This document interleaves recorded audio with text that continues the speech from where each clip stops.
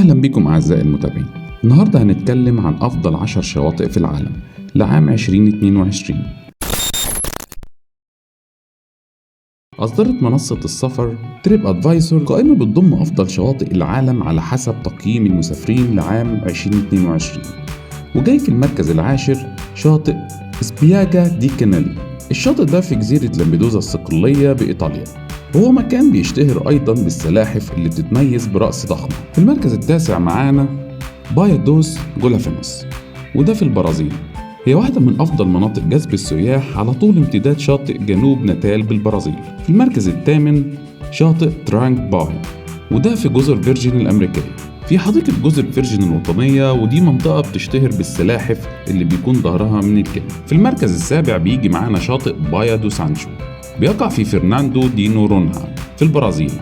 الشاطئ ده بيكون في أرخبيل فرناندو دي نورونها. هو بيكون بعيد إلى حد ما، وعشان توصل ليه مش أسهل حاجة، لكن مستخدمين منصة تريب أدفايزر بيعتقدوا أنه بيستحق عناء السفر. في المركز السادس بيجي معانا شاطئ ران هانجر، جزيرة بتقع في هافلوك في الهند.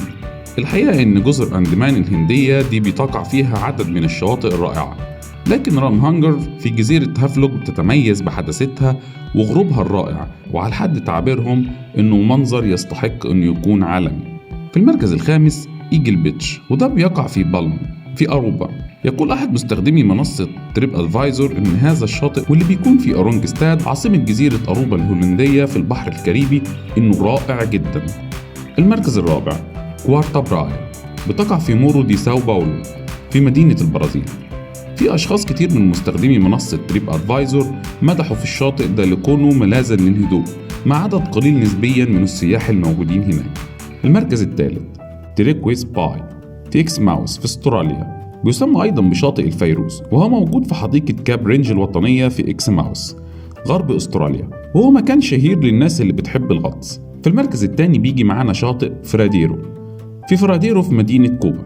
بيوفر شاطئ فراديرو في كوبا الرمال البيضاء وأشجار النخيل والأجواء الاستوائية، وبتكون جميلة جدا ومريحة. في المركز الأول بيجي معانا على القمة شاطئ جريس باي في جزيرة تركس وكايكوس، شاطئ ومنطقة جميلة على المحيط الأطلسي، ومش أول مرة تيجي في قوائم أو ترشيحات لأفضل الشواطئ، وكانت موجودة في العام السابق برضو على منصة تريب أدفايزر واحتلت فيها المرتبة الرابعة، والنهاردة هي معانا في المركز الأول.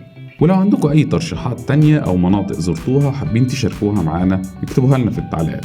أتمنى يكون الفيديو عجبكم. إلى اللقاء.